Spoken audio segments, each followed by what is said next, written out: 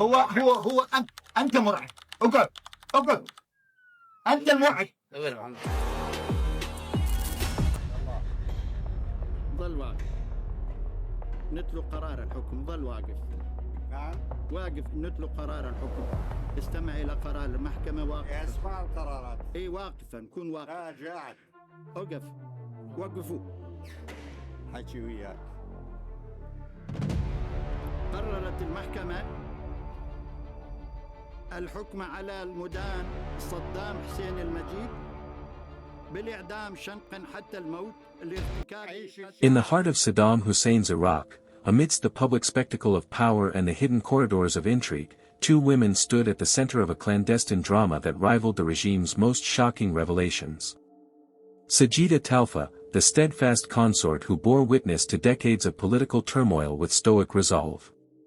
And Samira Shahbandar, the elusive figure whose enigmatic presence cast a shadow over Saddam's rule, each held secrets that resonated far beyond the walls of their gilded palaces.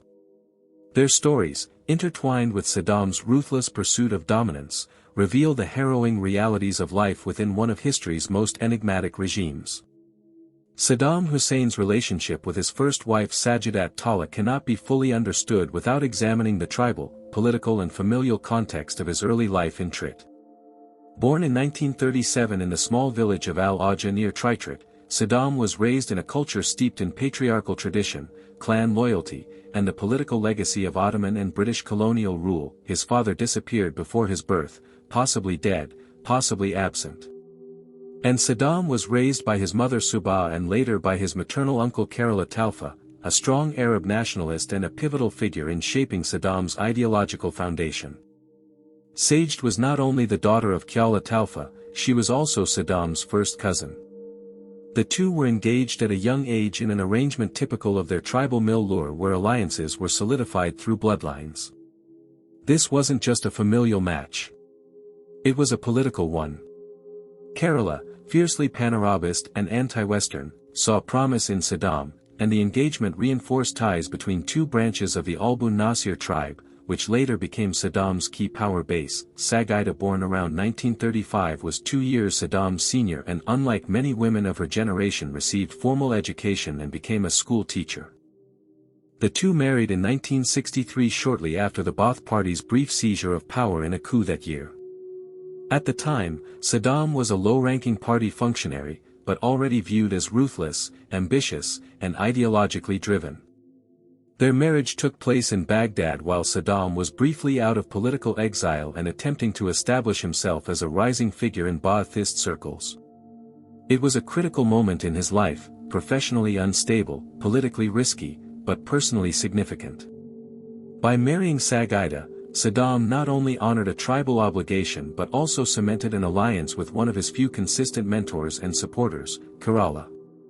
Unlike many later autocrats who sought glamorous wives for public show, Saddam's initial union was deeply traditional and politically strategic. Sajid was quiet, devout, and not interested in public visibility. She accepted, even embraced the role of mother and homemaker. The couple had 5 children, 2 sons, Uday and Qusay, and 3 daughters, Ragard, Rana, and Hara. Their family quickly became symbolic of Ba'ath's domesticity, even as Saddam's political ambitions were rapidly accelerating. What is often overlooked in biographies is the early emotional bond between Saddam and Sajida. Though much of their relationship would later be marked by betrayal and distance, accounts suggest that in their early years, Saddam showed genuine affection for his wife. He supported her education and when he was forced into hiding or imprisoned, maintained correspondence with her. In rare public photos from the 1960s, Sajida appears at his side, not as a prop, but as a silent partner. The early years of Saddam's marriage coincided with his rise through the Ba'ath Party ranks.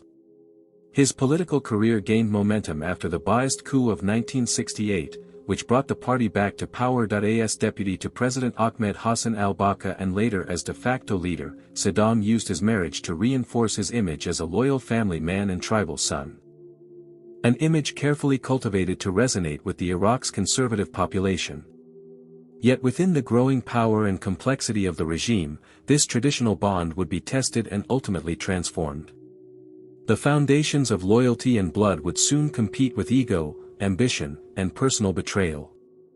The seeds of future discord, particularly involving Sajida's children and Saddam's later romantic entanglements, had already been planted. As Saddam Hussein entrenched himself deeper into Iraq's political machinery following the Ba'ath Party's successful coup in 1968, his relationship with Sajida Talfah began to shift from intimate partnership to distant formality. Now serving as vice president under Ahmed Hassan al-Bakr, Saddam was the real force behind the government, a calculating operator mastering the internal dynamics of the Ba'ath regime. This rise in power dramatically altered the texture of his personal life. Sajida, once a young educated woman married into idealistic nationalism, now found herself cloistered in the rigid environment of Saddam's increasingly authoritarian household. Saddam did not encourage his wife to participate in political life, nor did he permit her to serve as a visible first lady. This absence from public affairs was by design. Saddam believed that the public display of women in leadership roles could undermine traditional values and alienate the conservative segments of Iraqi society, particularly the tribal elites he relied upon. Despite the conservative front, the palace life Sajida inhabited was far from peaceful. Saddam was obsessed with control, not only of the state, but of his personal environment. Family members, including cousins and half-brothers, were positioned in key roles across the military and security services. While Sajida technically stood as the matriarch of this emerging dynastic structure, her actual influence was minimal. She had access to immense privilege, luxurious residences, wealth, and servants. Yet her views never shaped policy, nor did they temper her husband's increasingly unpredictable choices. By the early 1970s, Saddam's hold on Iraq had solidified. He built ruthless security networks, eliminated anyone who posed a threat, and crafted a personality cult that cast him as the nation's patriarch. The public image was clear: Saddam as the stern but dignified father of a unified Iraqi family. State media occasionally released carefully staged photographs, Saddam with Uday on his knee, Sajida seated quietly in the background.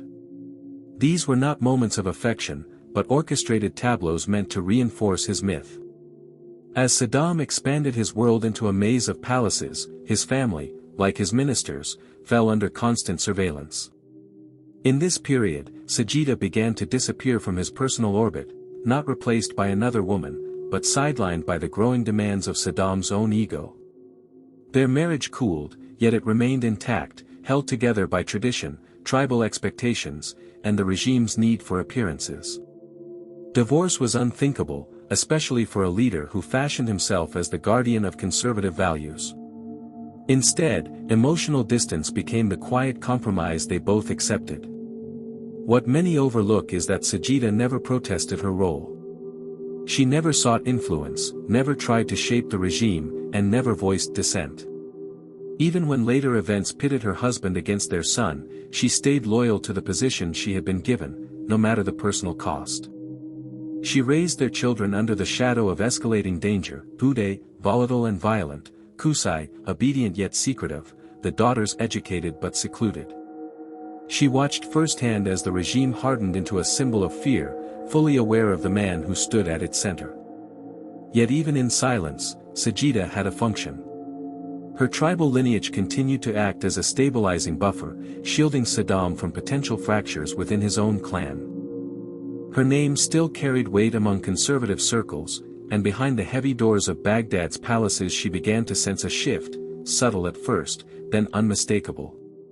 Saddam's attention was drifting toward another woman, someone who would not remain content in the margins.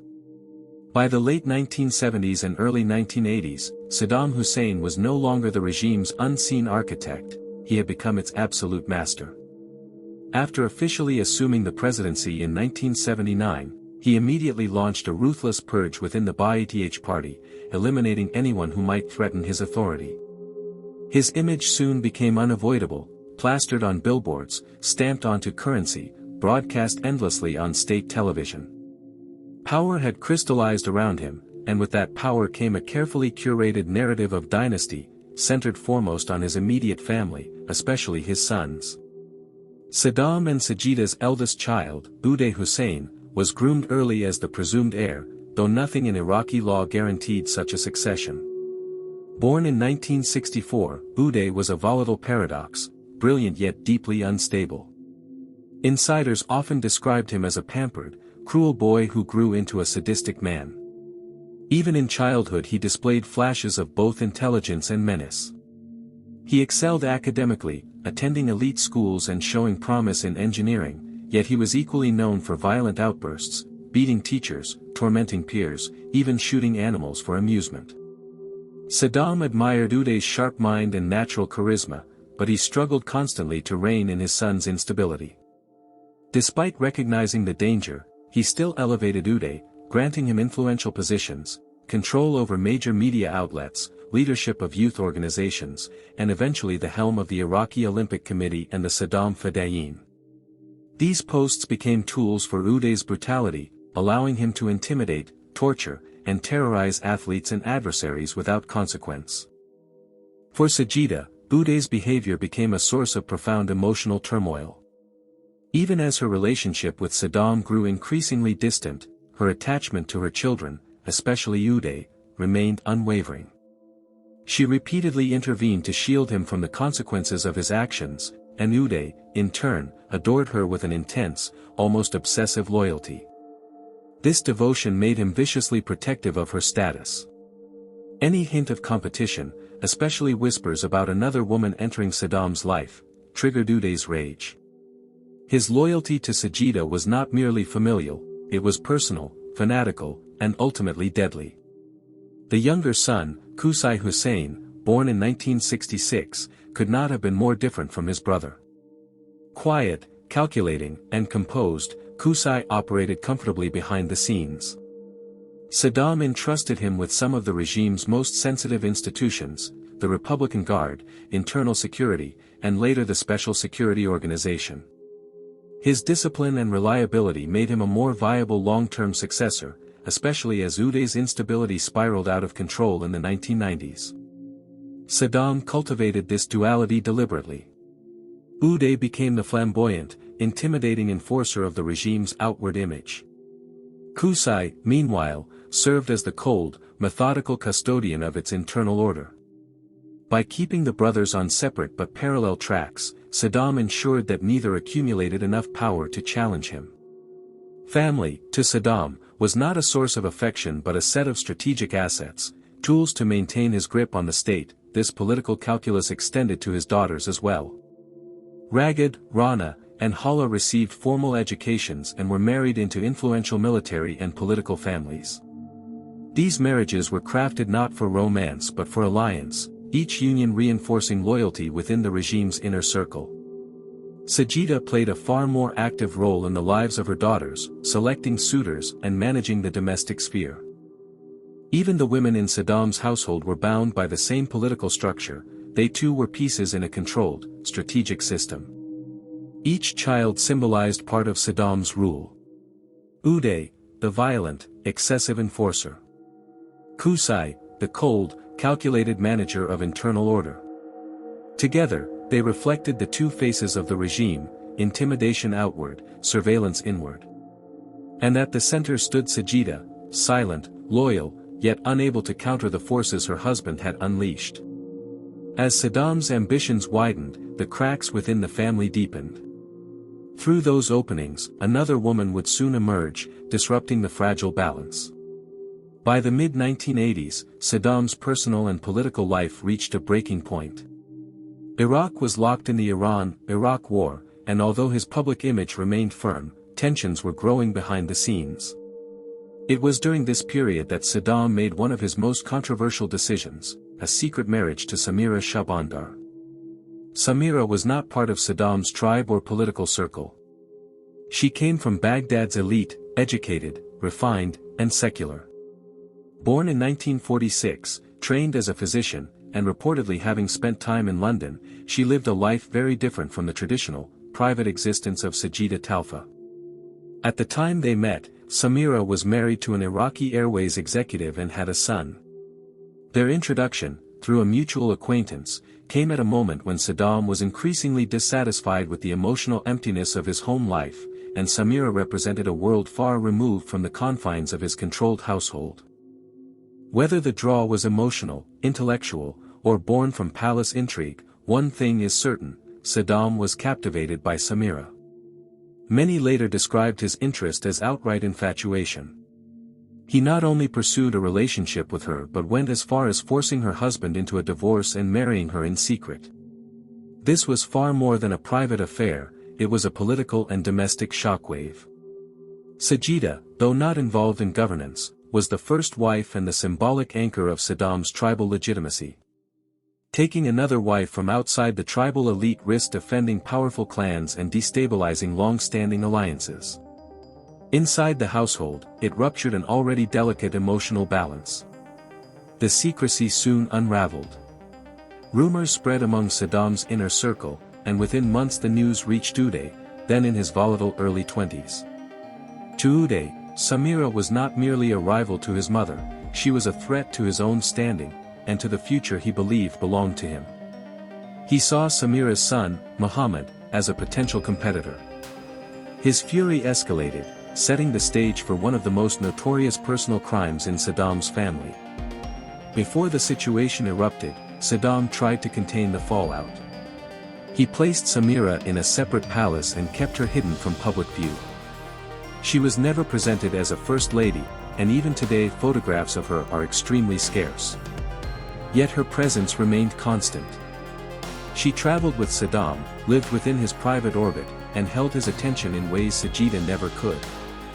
Some insiders later claimed that Samira's influence, though discreet, grew steadily, especially in the final years of Saddam's rule. She reportedly had a moderating effect on his temper and encouraged a more refined lifestyle. Whether she affected policy is debatable, but she certainly changed the emotional composition of Saddam's world. The marriage, still unofficial to the public, marked a pivotal turn. It fractured loyalties, intensified family rivalries, and introduced a new figure into the intricate web of palace intrigue. For Saddam, it was a personal indulgence with political consequences. For Uday, it was an act of betrayal. And for Sajida, it was the moment her world truly began to collapse. By 1988, the Iran-Iraq war had ended in a bloody stalemate. But inside Saddam Hussein's household, another kind of war was erupting. One driven not by geopolitics, but by jealousy, pride, and unrestrained violence. The cause, Saddam's continuing relationship with Samira Shahbandar, and the deepening rift between his first son Uday, and the rest of the family. What happened next became one of the most infamous scandals of Saddam's private life and exposed just how volatile the regime had become even at its core. Uday had always been volatile, but his rage over his father's second marriage tipped him into a new level of madness. He viewed Samira as a usurper who had humiliated his mother Sajida and displaced the family from their place of influence. More importantly, Uday believed that Samira's son from her previous marriage, Muhammad Safi, was being groomed as a potential heir, a belief that may not have been entirely baseless. Though Saddam never confirmed this publicly, Uday was convinced that Samira was manipulating his father to favor her bloodline over Sajida's. The situation escalated to its violent climax in October 1988 during a high-profile diplomatic event at the Mansur Millia Hotel in Baghdad. Among the guests was Camille Hanagajo, a long-serving personal valet and food taster for Saddam, who also acted as a facilitator for the dictator's personal affairs. It was widely believed that Camille had introduced Saddam to Samira Shahbandar, a fact that would prove fatal. In full view of stunned partygoers and diplomats, Uday approached Camille and began to beat him with a heavy cane. Witnesses reported that Uday was inebriated and ranting about betrayal and dishonor. As the attack escalated, he pulled a pistol and shot Camille multiple times, killing him on the spot. The murder stunned even Saddam's closest circle. For all his reputation as a brutal enforcer, Uday had crossed a line by committing a public murder within the protected circle of the regime. The fallout was immediate and complicated. Saddam was reportedly enraged. Camille had been a loyal aide and confidant, but punishing Uday severely would have exposed the deep fractures within the family and raised questions about Saddam's control over his own household. Initially, Saddam ordered Uday to be imprisoned and even exiled him briefly to Switzerland under the pretense of pursuing higher education, but the punishment was temporary. Within a year, Uday was back in Iraq, his behavior largely unchecked. Sajid, for her part, was devastated. Her son's violent act was born of loyalty to her, but it only deepened the rift within the family. Samira, now acutely aware of the danger surrounding her, retreated further into Saddam's protective shadow. Her presence was more carefully concealed, her movements guarded, her image erased from the public record, yet, she remained close to Saddam, and that proximity continued to fuel Uday's paranoia. The murder of Camel Joe marked a turning point. It exposed the fragility of Saddam's family empire, revealing that power bred not only corruption and cruelty, but also a kind of madness. It showed the world that even the inner sanctum of Iraq's most feared man was not immune to chaos. Yus, heir apparent, had become a liability. Qusay, ever the quiet operator, was waiting in the wings, and Saddam himself, surrounded by ambition, betrayal, and fear, had to reconcile the legacy he was building with the family that threatened to undo it. By the 1990s, Saddam Hussein's political position had become increasingly precarious. Following Iraq's disastrous invasion of Kuwait in 1990 and the subsequent defeat by a US-led coalition in the Gulf War, the world's attention focused on sanctions, weapons inspections, and Saddam's increasingly erratic rule. But within the walls of his palaces, the domestic front was just as volatile. The duality of his married life split between the loyal but marginalized Sajida Talfah and the mysterious increasingly protected Samira Shahbandar remained a source of both political tension and personal strife. Sajida had all but disappeared from public view. In private, she reportedly remained deeply wounded by her husband's betrayal. Yet, she never publicly challenged him. To do so would not only have been dangerous, but would have risked destabilizing her children's positions in the hierarchy of power. Her silence was not submission, that it was strategy. Those close to her described Sajida as increasingly withdrawn. She focused on her daughters and played a more subdued role in managing the sprawling Hussein family, especially as her sons became increasingly involved in state affairs. Uday remained a loose cannon, still feared, still dangerous, but sidelined from formal succession planning. Qusay, ever more trusted by his father, was gaining control of Iraq's intelligence, military, and security services. For Sajida, these internal shifts likely served as both a solace and a sorrow. Meanwhile, Samira Shahbandar remained invisible to the Iraqi public, almost mythic in her obscurity. There are few verified images of her, and her name was rarely uttered in public. Yet, those within Saddam's inner court knew she wielded real, if indirect, influence. She reportedly lived in an opulent palace in the Redwania area of Baghdad, guarded by elite Republican Guard units loyal to Saddam alone. Her son Mohammad Safi was given prestigious academic opportunities, though Saddam never publicly recognized him as a potential heir. Rumors continued to swirl within diplomatic and intelligence circles. Some suggested that Samira softened Saddam's more violent tendencies in private. Others believed she fueled his distrust of his own family, encouraging him to centralize power further. Whether either version is true, what's certain is that Samira's existence further isolated Saddam from his bloodline. The wives represented two visions of Saddam's rule. Sajid, the tribal loyal wife of his youth, connected to family, duty, and Iraq's conservative image. Samira, the cosmopolitan companion of his middle age, linked to modernity, privacy, and a touch of Western sophistication. Their rivalry was mostly silent, but its consequences echoed through Saddam's children. Uday never forgave Samira and reportedly tried more than once to orchestrate harassment or intimidation against her. Qusay, less emotionally driven, maintained a cool distance.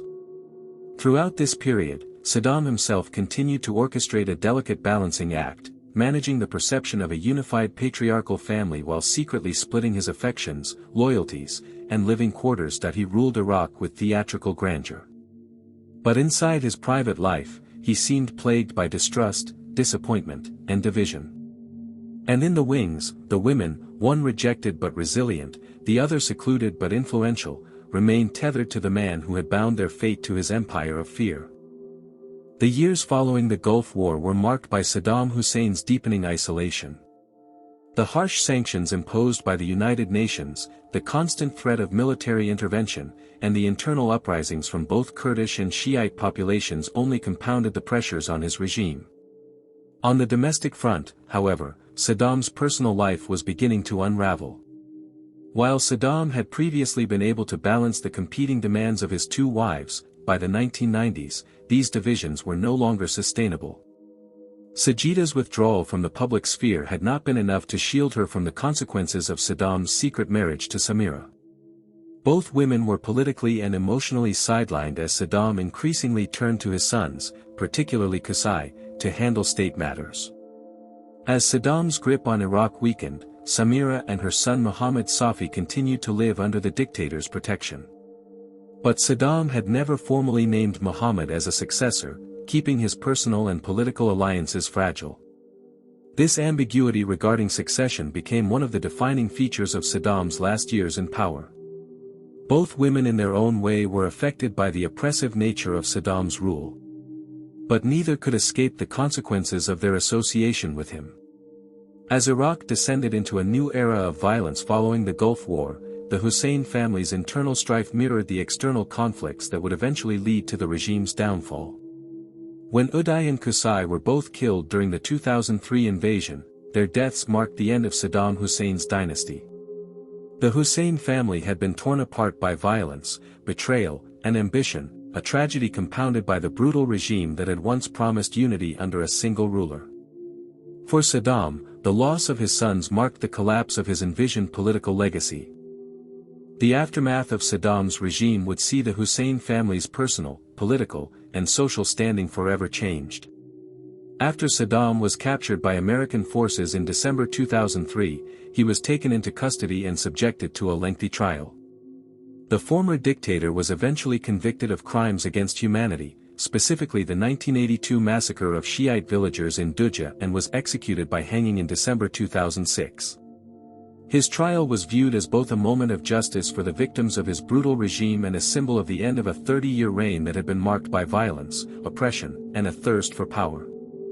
With Saddam gone and his sons dead, the remaining members of the Hussein family were left to navigate a new and uncertain world. Sajida Talfah, once the First Lady of Iraq, found herself living in exile.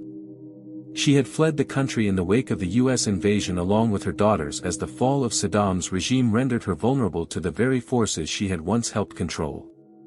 Sajida's life in exile was one of relative obscurity. Her exact whereabouts were not widely known and she largely faded from public view. Despite her absence from the political scene, her connection to Saddam was never forgotten. She had borne his children and she had witnessed the rise and fall of a dynasty built on fear. In the aftermath of Saddam's death, Sajida's relationship with her children became more complicated. Sajida remained silent about her experiences. She did not publicly speak out about the years spent alongside the dictator, nor did she offer any reflections on the consequences of the family's violent rule. Her silence stood in stark contrast to the media frenzy surrounding Saddam's capture and trial, where his other relatives, including his half-brothers and cousins, became key figures in Iraq's post-Saddam political and social landscape. Sajida's role as a mother and wife was reduced to that of a tragic figure. Her legacy forever tied to a regime of terror. Meanwhile, Samira Shahbandar also faced a quiet life after the collapse of the regime.